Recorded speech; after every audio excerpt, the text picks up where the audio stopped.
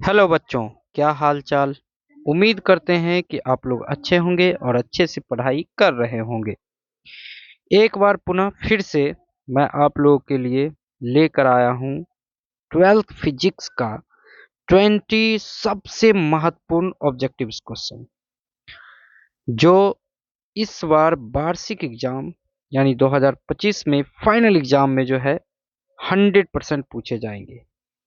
यानी कि यही सब आएगा बोर्ड में 100% गारंटी है बच्चों। चलिए, तो हम प्रश्न की ओर आगे बढ़ते हैं। तो बच्चों, सबसे पहला क्वेश्चन है हम लोगों का, चुंबकीय ध्रुव की शक्ति का एसआई मात्रक है।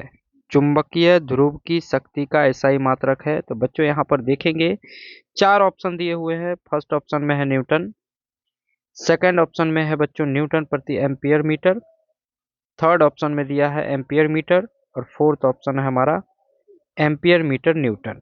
ठीक है बच्चों, चार ऑप्शन दिए हुए हैं, चारों में से क्या होगा आंसर बताएंगे। चारों में से क्या हो जाएगा हमारा आंसर, बताएंगे बताएंगे क्या होगा आंसर। तो बच्चों, चुंबकीय ध्रुव की शक्ति का जो है एसआई मात्रक होता है बच्चों, वो होता है एम्पियर मीटर। तो हमारा ऑप्शन सी करेक्ट हो जाएगा, एम्पियर मीटर। ठीक है बच्चों, चलिए नेक्स्ट प्रश्न की ओर आगे बढ़ते हैं। प्रश्न संख्या दो में देखेंगे कि चुंबकीय क्षेत्र बी में अवस्थित एम चुंबकीय आघूर्ण वाले धारा पाश द्वारा अनुभूत बल आघूर्ण बताना है, यानी कि टॉर्क बताना है। ठीक है बच्चों, तो हमने बताया था टॉर्क जो होता है बच्चों, वो टॉर्क जो होता है वो होता है M vector cross B vector. यानी इसको हम ऐसे भी लिखते थे, M B sine theta, M B sine theta. ठीक है बच्चों, तो यहाँ चार ऑप्शन है, चार ऑप्शन में देखेंगे कौन सा ऑप्शन हमारा करेक्ट होगा। तो फर्स्ट ऑप्शन है M vector cross B vector. तो बच्चों हमारा आंसर यही करेक्ट हो जाएगा, बाकी बात के ऑप्शन गलत हो जाएंगे। चलिए नेक्स्ट प्रश्न की ओर बढ़ते हैं। प्रश्न संख्या तीन में कहा जा रहा है चुंबकीय आघूर्ण का एसआई मात्रक बताएंगे। चुंबकीय आघूर्ण का एसआई मात्रक यहाँ बताया जा रहा है जूल प्रति अ, हाँ, जूल प्रति वर्ग टेस्ला बताया जा रहा है। Ampere metre square, joule tesla. Option D है एम्पियर प्रति मीटर। बताएंगे क्या होगा ऑप्शन। तो बच्चों यहाँ पर चुंबकीय आघूर्ण के बारे में पूछा जा रहा है कि चुंबकीय आघूर्ण के लिए क्या होगा ऐसा मात्रक। तो याद रखेंगे बच्चों, option B ampere metre square, ये हमारा करेक्ट हो जाएगा। चलिए नेक्स्ट प्रश्न की ओर आगे बढ़ते हैं। प्रश्न संख्या तीन, निम्नलिखित में कौन टेंजेंट नियम के लिए सही है। टेंजेंट नियम बताने हैं कौन सा सही है। ऑप्शन ए बच्चों B B H tan theta, B बराबर B H square tan theta. Option C B बराबर root under B H tan theta. Option D B H tan square theta. बताएंगे कौन सा ऑप्शन सही होगा।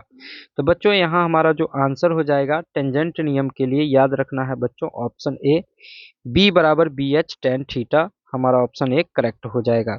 चलिए नेक्स्ट प्रश्न की ओर आगे बढ़ते हैं। अगला प्रश्न है बच्चों, एक समान चुंबकीय क्षेत्र में चुंबक को घुमाने में किया गया कार्य। एक समान चुंबकीय क्षेत्र में किसी चुंबक को घुमाने में किया गया कार्य पूछा जा रहा है बच्चों। डब्ल्यू क्या होगा, डब्ल्यू क्या होगा। तो ऑप्शन है बच्चों, option A M B into one minus sine theta.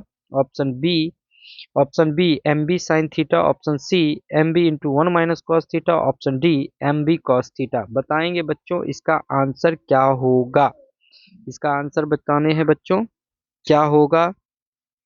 तो बच्चों इसका जो ऑप्शन हो जाएगा ऑप्शन सी, जैसा कि हमने बताया था कि किया गया कार्य जो होता है M B into one minus cos theta होता है। ठीक है बच्चों, तो हमारा ऑप्शन सी करेक्ट हो जाएगा। चलिए नेक्स्ट प्रश्न की ओर बढ़ते हैं बच्चों। अगला प्रश्न है प्रश्न संख्या 6, निम्नलिखित में छोटे चुंबक के लिए कौन सही है। निम्नलिखित में एक छोटे से चुंबक के लिए कौन सा कथन इसमें सही है वो बताने हैं। ऑप्शन ए बताया जा रहा है बी अक्षीय बराबर बी निरक्षीय।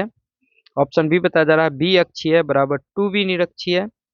ऑप्शन सी बताया जा रहा है बी निरक्षीय बराबर टू बी अक्षीय। ऑप्शन डी बताया जा रहा है बच्चों बी अक्षीय बराबर 3b निरक्षीय। तो बच्चों इसमें जो हमारा ऑप्शन होगा वो बी अक्षीय बराबर 2b निरक्षीय। तो ऑप्शन बी चेक कर लेंगे बच्चों, यही हमारा करेक्ट आंसर हो जाएगा।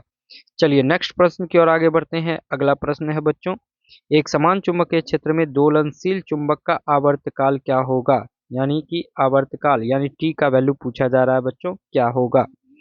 तो ध्यान से देखेंगे, इसमें ऑप्शन 4 ऑप्शन दिए हुए हैं। टी बराबर 2 पाई रूट अंडर आई बट्टे बी एच। बी एच मतलब होता है बच्चों, बी एच का मतलब होता है हॉरिजेंटल चुंबकीय क्षेत्र, क्षैतिज चुंबकीय क्षेत्र का क्षैतिज घटक। ठीक है। ऑप्शन बी दिया हुआ है टी बराबर 2 पाई रूट अंडर आई बट्टे M B H. Option C दिया हुआ है टी बराबर 2 pi root under M B H upon I. Option D दिया हुआ है टी बराबर 2 pi root under M B H. बताएंगे बच्चों कौन सा ऑप्शन सही हो जाएगा, जल्दी से बताएंगे। कमेंट सेक्शन में आप लोग कमेंट करके बताएं इसका क्या आंसर होगा क्वेश्चन नंबर 7 का। चलिए तो बच्चों, तो इसका आंसर हो जाएगा हम लोगों का ऑप्शन संख्या बी, यानी बी टी बराबर 2 पाई रूट अंडर आई बट्टे एम बी एच। चलिए नेक्स्ट प्रश्न की ओर आगे बढ़ते हैं। प्रश्न संख्या 8, पृथ्वी के चुंबकीय ध्रुव पर नमन कोण का मान होता है? Option A 0 degree, option B 90 degree, option C 45 degree, option D 180 degree. बताएंगे बच्चों कितना होगा आंसर? इसका आंसर क्या होगा? 0, 90, 45, 180। बताएंगे बताएंगे कितना होगा? तो बच्चों इसका आंसर हो जाएगा हमारा ऑप्शन बी 90 डिग्री। पृथ्वी के चुंबकीय ध्रुव पर नमन कोण का मान 90 डिग्री होता है बच्चों, याद रखेंगे। चलिए प्रश्न संख्या 9, निर्वात की चुंबकीय प्रवृत्ति का मान होता है? निर्वात की चुंबकीय प्रवृत्ति का मान पूछा जा रहा है बच्चों, क्या होता है? ऑप्शन ए बता रहा है 0.5, ऑप्शन बी अनंत, ऑप्शन सी 1, ऑप्शन डी 0। बताएंगे क्या होगा? निर्वात की चुंबकीय प्रवृत्ति का मान, क्वेश्चन को ध्यान से सुनेंगे और क्वेश्चन को ध्यान से देखेंगे पढ़ेंगे तब आंसर मारेंगे ना। 9 नंबर क्वेश्चन में पूछा जा रहा है, 9 नंबर क्वेश्चन में कि निर्वात की चुंबकीय प्रवृत्ति का मान होता है, कितना होता है बताना है बच्चों, कितना होता है। ठीक है। तो बच्चों इसका जो निर्वात की जो चुंबकीय प्रवृत्ति होती है उसका मान 0 होता है, यानी कि ऑप्शन डी हमारा करेक्ट हो जाएगा। चलिए अगले प्रश्न की ओर आगे बढ़ते हैं। प्रश्न संख्या 10, चुंबकशीलता के लिए कौन सही संबंध है? इसमें संबंध दिए हुए हैं बच्चों, इसमें से चुनना है हम लोगों को कि चुंबकशीलता के लिए कौन सा संबंध सही है। ऑप्शन ए है म्यू बराबर H by B, option B है म्यू बराबर B by H, option C है म्यू बराबर बी एच, ऑप्शन डी है म्यू बराबर बी प्लस एच। बताएंगे बच्चों कौन सा ऑप्शन सही होगा। ठीक है। तो बच्चों यहाँ पे ऑप्शन बी करेक्ट हो जाएगा, म्यू बराबर बी बाई एच। ठीक है बच्चों, बहुत ही इंपॉर्टेंट प्रश्न है ये सभी बच्चों, आप लोग ध्यान से पढ़ें और पूरा पूरा वीडियो देखें, तभी आप अच्छे स्कोर बोर्ड में कर सकते हैं। ठीक है बच्चों, ध्यान से पढ़ेंगे। अगला क्वेश्चन है हमारा, नमन कोण का मान उत्तरी ध्रुव से विषुवत रेखा की ओर जाने पर क्या होगा? नमन कोण का मान उत्तरी ध्रुव से विषुवत रेखा की ओर जाने पर क्या होगा? ऑप्शन ए स्थिर रहेगा, ऑप्शन बी बढ़ता है, ऑप्शन सी घटता है, ऑप्शन डी पहले घटता है फिर बढ़ता है। तो बच्चों ध्यान रखेंगे कि नमन कोण का मान उत्तरी ध्रुव से विषुवत रेखा की ओर जब जाएंगे तो इसका मान घटता है। ऑप्शन सी हमारा करेक्ट हो जाएगा। चलिए नेक्स्ट प्रश्न की ओर आगे बढ़ते हैं। प्रश्न संख्या है बच्चों 12 नंबर प्रश्न है बच्चों, चुंबक की ज्यामितीय लंबाई Lg तथा चुंबकीय लंबाई Lm में संबंध होता है। ऑप्शन ए दिया है Lm बराबर, सॉरी एक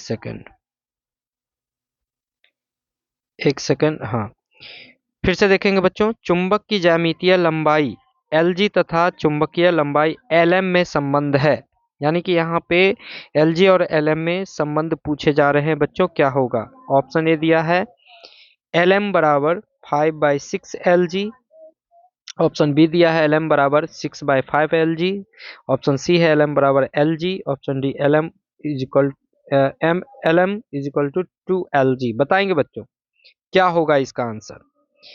तो बच्चों यहाँ पे Lg और Lm में संबंध जो है बच्चों, ऑप्शन ए हो जाएगा। Lm जो होता है बच्चों ज्यामितीय सॉरी चुंबकीय लंबाई जो होता है बच्चों ज्यामितीय लंबाई का 5/6 गुना होता है। ठीक है बच्चों, चलिए नेक्स्ट प्रश्न की ओर आगे बढ़ते हैं। प्रश्न संख्या 13 है। प्रश्न संख्या 13, लोहा होता है, लोहा कैसी प्रवृत्ति का मतलब पदार्थ है ये बताना है बच्चों। तो ऑप्शन ए है अनुचुंबकीय, ऑप्शन बी है प्रतिचुंबकीय, ऑप्शन सी है लौ चुंबकीय, ऑप्शन डी है बच्चों नन ऑफ दीज। बताएंगे क्या होगा। तो हमने बताया था कि लोहा जो होता है बच्चों लौह चुंबकीय होते हैं। क्या होते हैं? लौह चुंबकीय। ऑप्शन सी हमारा करेक्ट हो जाएगा।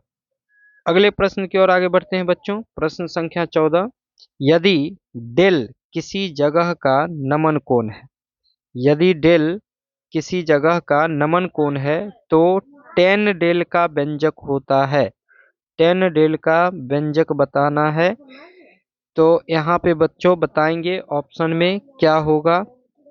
ऑप्शन ए है B V upon B H, B H upon B V B H, B V upon B H का होल स्क्वायर। बी वी है वर्टिकल चुंबकीय क्षेत्र और बी एच है हॉरिजॉन्टल चुंबकीय क्षेत्र। ठीक है बच्चों, तो यहाँ पे बताएंगे क्या होगा। तो यहाँ पे हमारा आंसर हो जाएगा बच्चों option A B V upon B H. ठीक है बच्चों, अगले प्रश्न की ओर आगे बढ़ते हैं। प्रश्न संख्या 15, प्रश्न संख्या 15 में कहा जा रहा है कि अनुचुंबकीय पदार्थ की प्रवृत्ति होती है। 15 में क्वेश्चन पूछा जा रहा है बच्चों अनुचुंबकीय पदार्थ की प्रवृत्ति क्या होगी। तो ऑप्शन ए है स्थिर, ऑप्शन बी है शून्य, ऑप्शन सी है अनंत, ऑप्शन डी है चुंबकीय क्षेत्र पर निर्भर करेगा। बताएंगे क्या होगा ऑप्शन बच्चों। तो अनुचुंबकीय पदार्थ की जो प्रवृत्ति होती है बच्चों कांस्टेंट होती है, याद रखना स्थिर होती है। ठीक है, तो ऑप्शन ऑप्शन यहाँ पे कौन सा हो जाएगा बच्चों? ए, ऑप्शन ए करेक्ट हो जाएगा, स्थिर होती है। ठीक है, अगले प्रश्न की ओर आगे बढ़ते हैं बच्चों। प्रश्न संख्या 16, प्रश्न संख्या 16 में कहा जा रहा है पृथ्वी के चुंबकीय क्षेत्र BH में यदि किसी चुंबकीय सुई के दोलन की आवृत्ति n हो तो, यानी पृथ्वी के चुंबकीय क्षेत्र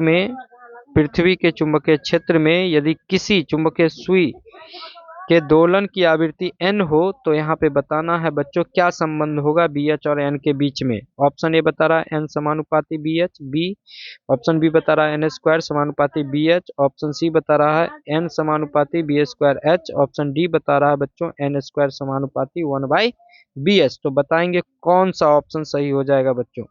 यहाँ ऑप्शन बताएंगे 16 नंबर प्रश्न का आंसर क्या होगा।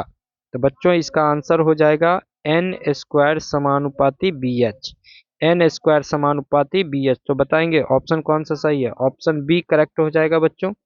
चलिए नेक्स्ट प्रश्न की ओर आगे बढ़ते हैं। प्रश्न संख्या 17, चुंबकशीलता की बीमा है। यहाँ बताना है बच्चों चुंबकशीलता का बीमा क्या होता है।